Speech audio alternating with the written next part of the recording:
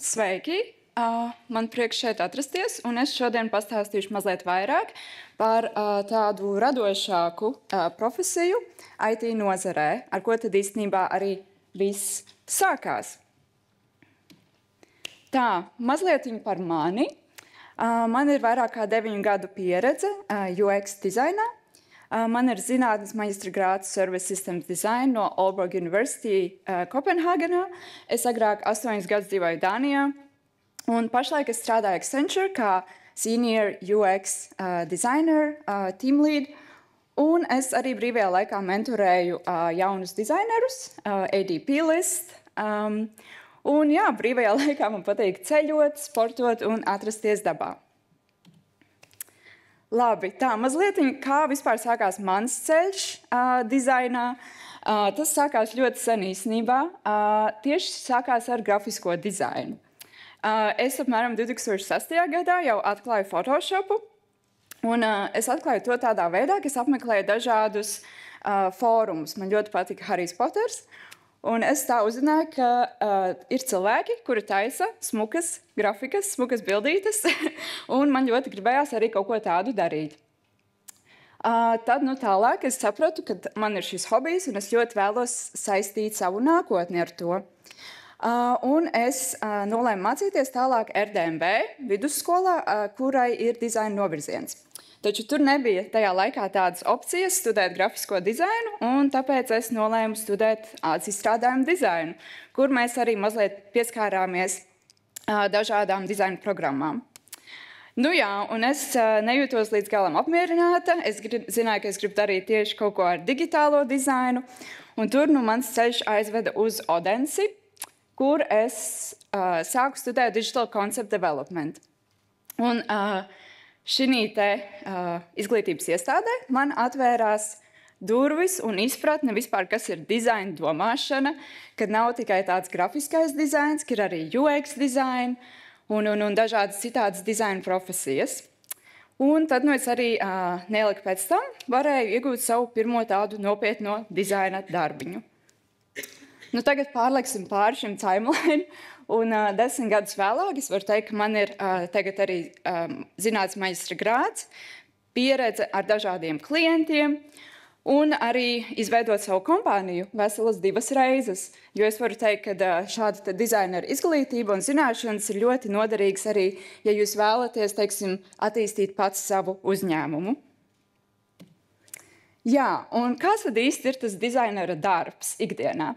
Vai ir tā, ka mēs tikai taisam smukas bildītes? Nē, īstenībā, kā dizaineris, tu esi problēmu risinātājs.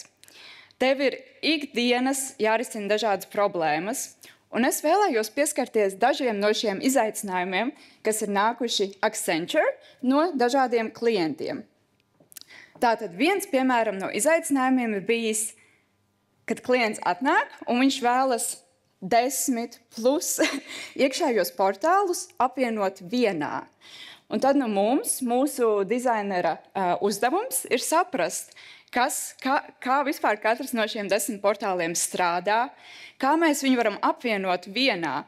Un tas iesaista ļoti daudz, ko teiksim, informāciju, kā mēs atainosim informāciju, kāda būs šī informācijas arhitektūra, lai šis vienīgais portāls būtu izdevies un lietotājiem būtu vērtīgi šo apmeklēt.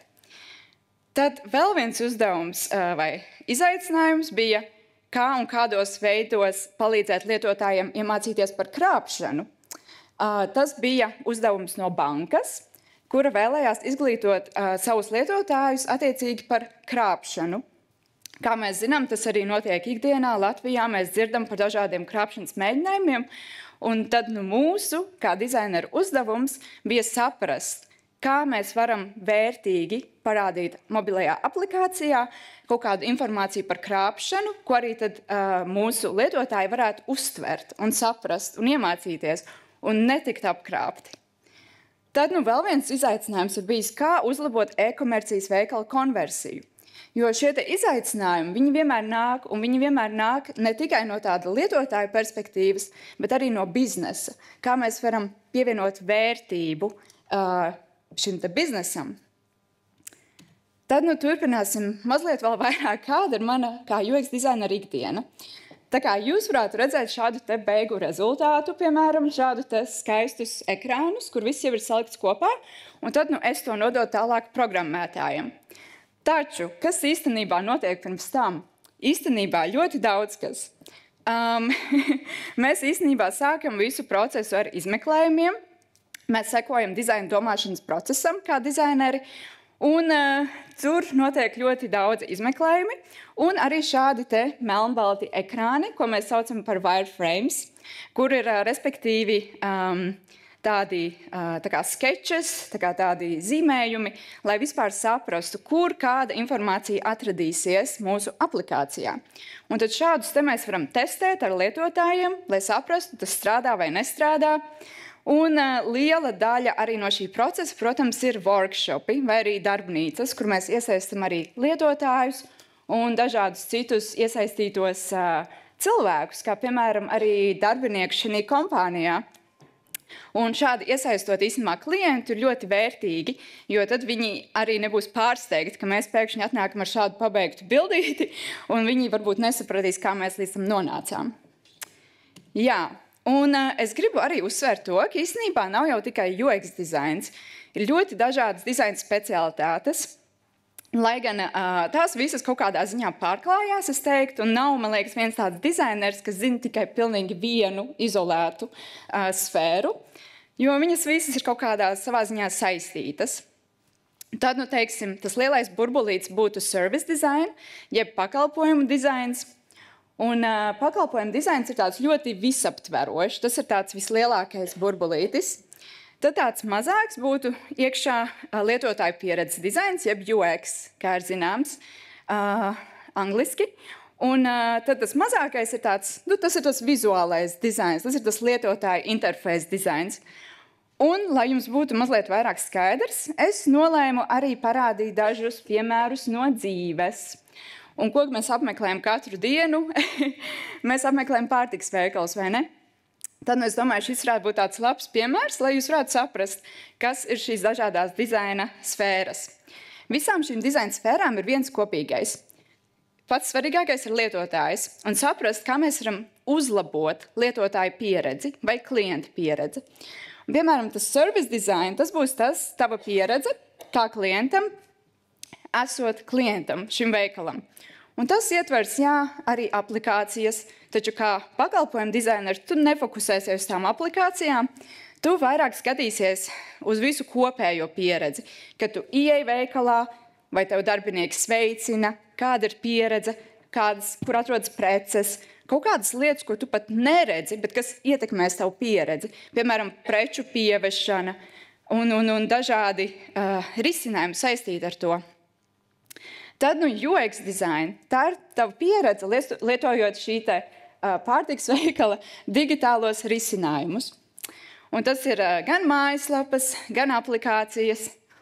Un tur tieši kā UX dizaineris fokusējies vairāk uz tādām lietām kā informācijas arhitektūra, vai visi lietotāji var, lietot šo aplikāciju, arī tādi, kuriem ir vai redzes traucējumi, vai dzirdes traucējumi, tādas lietas.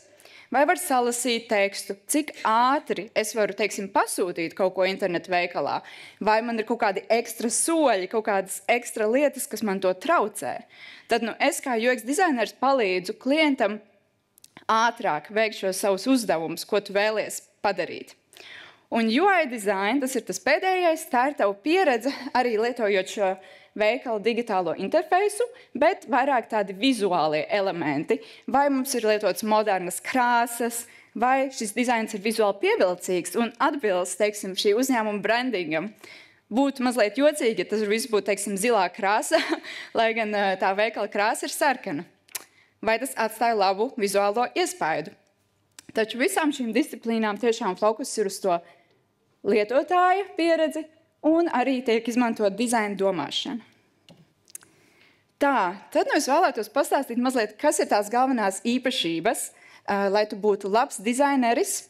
Varbūt jums ir kādi cilvēki, ko jūs satiekat, skolnieki, un jūs pamanat viņos šīs te īpašības, tad jūs varat viņiem ieteikt varbūt šo karjeras ceļu.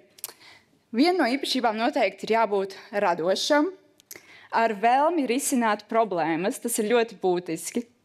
Ir jābūt arī lieliskām komunikācijas spējām, jo tu komunicēsi vienmēr vai nu ar lietotājiem, vai ar klientiem, un arī visiem saviem kolēģiem, protams. Ir jābūt arī spējai izglītot citus, jo bieži vien kā dizainers var sastapties ar cilvēkiem, kuri īsti nesaprot tavu profesiju, tā ir varbūt viņa pirmā reize strādājot ar tevi kā dizaineri, un tev ir jābūt gatavam paskaidrot, kas ir tieši tas, ko tu dari. Jābūt arī tehniskām zināšanām un vēlmei tās apgūt. Kā arī mūsu šīs tehnoloģijas attīstās tik strauji, kā jau arī iepriekš pieminēju, piemēram, mākslīgais intelekts. Ir ļoti būtiski sekot līdzi šīm tehnoloģijām, un mācēt tās arī pielietot savā darbā. Ir jābūt interesei par izpēti, empātijai un arī interese biznesā un biznesa mērķos, jo mēs kā dizaineri tiešām savienojam šīs divus elementus – lietotāju vēlmes un biznesa mērķus. Es atvainojos, un es arī varu ieteikt šīs grāmatas, kas ir ļoti arī svarīgi. Jā, un tad pats pēdējais, kur tad Latvijā var apgūt šīs profesijas? Un mans lielākais ieteikums būtu vispirms sākt ar kādas teorijas apgūšanu. Ir ļoti daudz un dažādi kursi tieši online, tādi kā Coursera, Udemy, Interaction Design Foundation, UXL. Mēs arī šos kursus izmantojam Accenture, lai apskillotu savus dizainerus. Šie ir ļoti labi kursi, kur tiešām var apgūt teoriju. Un šādā veidā tad es ieteiktu visiem, kuri vēlas šo apgūt šo teoriju, un tad sākt ar projektu. Tiešām, vislabākais veids, kā iemācīties, ir pielietot šīs zināšanas dzīvē. Un tādā veidā arī tad varēs iemācīties vairāk. No izglītības iestādēm, tagad, teiksim, vidusskolā RDMV ir arī parādīsies grafikas dizaina programma, kas arī ir labs sākums šādai profesijai. Un Mākslas akadēmijā īstenībā ir iespēja apgūt maģistru Service Design and Innovations. Jā, un kā tad ar kaut kādiem citiem backgroundiem jūs varat arī, teiksim, ieteikt cilvēkiem, ja viņiem interesē tieši dizaina izpēte, varbūt studēt sociālo antropoloģiju dažādās universitātēs. Un jā, es arī ieteiktu noteikti apmeklēt mūsu prakses vietas Accenture. Mums tās bieži notiek, un tā ir lieliski iespēja pielietot savas zināšanas praksē, jo Accenture tu būsi kā praktikants iesaistīts arī projektos, un mums būs arī mentors, kurš palīdzēs šim dizainerim, jaunajam dizainerim apgūt šīs lietas praksē un saprast, ja ir kaut kāda kļūda vai jautājums, tu nebūsi viens pats. Jā, un tad pēdējais punktiņš, es arī noteikti iesaku vienmēr, jebkuram īstenībā atrast labu mentoru, ko var izdarīt dažādās arī programmās, kas mums ir Latvijā, kā arī online. Jā, un tas arī viss. Paldies!